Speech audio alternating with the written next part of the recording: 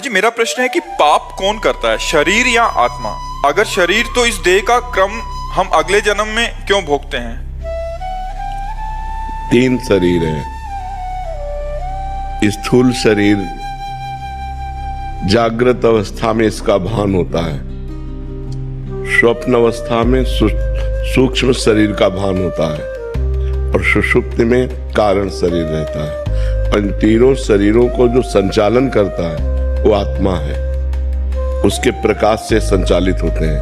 और वो भ्रमवश अपने को शरीर मान बैठा, जो अहम है अंतःकरण धर्म में, अंत सूक्ष्म शरीर में अंतःकरण है।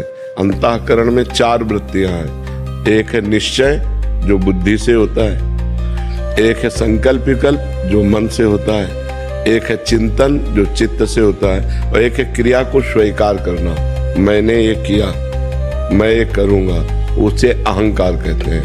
बस इसी अहंकार का जन्म मरण होता है। जो आत्म तत्व है वो इस अहंकार में तन्मय हो गया है, तो स्थूल शरीर छूट जाता है, सूक्ष्म शरीर, कारण शरीर और आत्मा उस अहंकार को लेकर के, तो अहंकार को पूरा का पूरा भोग भोगना पड़ता है। मैंने ये किया, मैं ये करूंगा। अगर उसने पाप कर्म किया तो पाप कर्म भोगना पड़ता है, पुण्य कर्म किया तो पुण्य कर्म भोगना पड़ता है। अब पाप कर्म किया तो सूक्ष्म शरीर, कारण शरीर, आत्म तत्व नरक पहुंचा, जाकर उसको वहां यातना देह मिली। अब वहां वो नाना प्रकार की पीड़ाएं भोगता है, मरना तो है नहीं।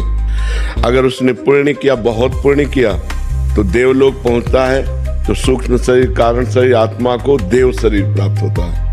और अगर पाप पुण्य फिर बराबर रहे तो फिर मनुष्य शरीर प्राप्त हो जाएगा।